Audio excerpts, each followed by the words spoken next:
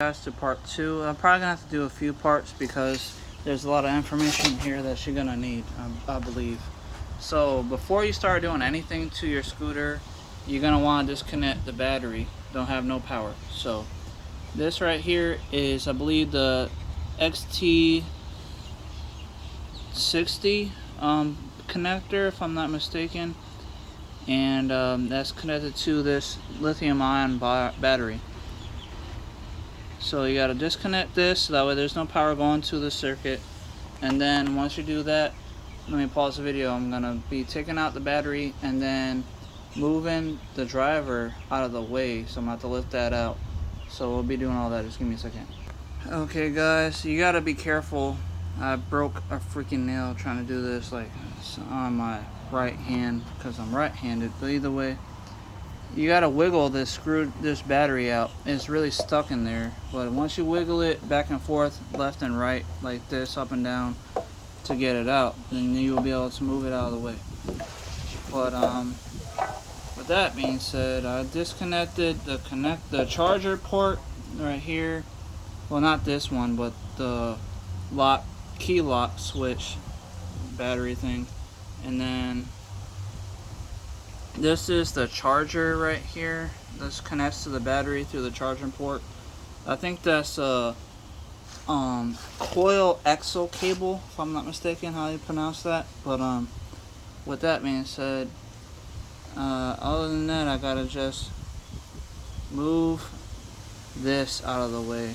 Like, it's kind of like hot glued, I think, to keep it in place.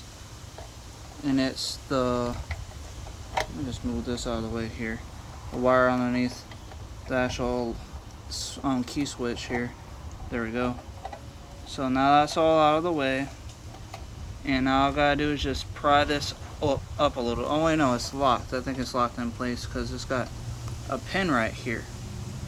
You can see a little pin sticking out, and I think it's a bolt. Yeah, it's actually like a bolt. You gotta use a pair of adjustable pliers probably, because it's right there, right in the way, which is kind of stupid.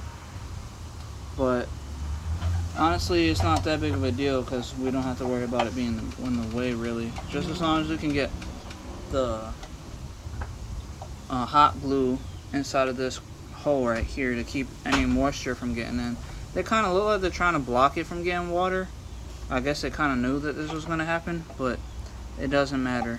It still gets water in here through this hole. So I got my hot glue gun up and running. I got this one from Walmart months ago, and it's the big thick one.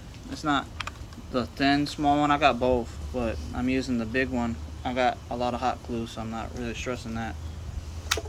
So as you can see, all I gotta do is just put the nozzle of the hot glue in that whole area and press on the trigger, and that'll pump out the glue, the hot glue, I think. Yeah, it's set on high, so let me see if any comes out. There we go. Alright, so I'm gonna filling it up.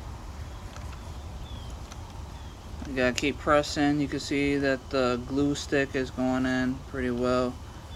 You gotta make sure that this is covered up, because this water from the rain, and like say if you're riding when it just already rained and there's puddles in the dirt or the grass or whatever, and on the road or the sidewalk wherever you're riding your scooter at, then you're gonna need to make sure that this area is covered up, so that way you don't get any water in here, because that can fry out the circuit and fry your motor. So I'm gonna be doing this to all my scooters. I gotta double check with the brand new one I'm supposed to be getting in about 2 weeks here, to see if I need to cover up the hose that water gets into from the motor wire and all that stuff. So I'll be doing that too. It's the other chrome, I guess. Right now I'm not sure what they call it. All I know is a YouTuber calls it the P1, I believe is what it was, but it has shocks on the front and the back, and the back is supposed to be like adjustable, so that's good. because this scooter, the Peak, doesn't have any shocks on it. So like you feel every rock or bump that you run over, like any kind of like pothole or whatever, you're gonna be feeling it. I mean, it's not like it hurts. It's just it would be better to have a shock so that you don't feel anything really. Either way, so this is what I'm doing for this, and I'm gonna be adding some more another glue stick because I gotta get that hole down there all the way in between the key switch. It's on there underneath it. It's kind of hard to see with the light in the way, but it's right here. And I don't know if there's another spot. All I know, oh yeah, there's two. One over here by the battery, and I think another one on the other side of the battery. Nope, just that one. So there's two holes, which is kind of stupid. I guess it's for the electronics to breathe or something. I'm not sure. There's three. So one underneath the key switch, one over here by the open area where the hole is, and then one over here by the battery. So it's kind of dumb because like you want to keep water from getting in. It's not like they have anything that's blocking the water from getting in when they make those holes. Either way, this is what I'm doing to stop water from getting into my scooter to damage it, because I don't want to have it broken or damaged. But if I do start upgrading this scooter, which hopefully I will be in like a month or so, I'm gonna be getting a new battery. I want to get a 72 volt battery that does at least 30 amp hours. And then next I'll probably get me another hub motor, so something that I could do either 3500 watt or 5000 watt.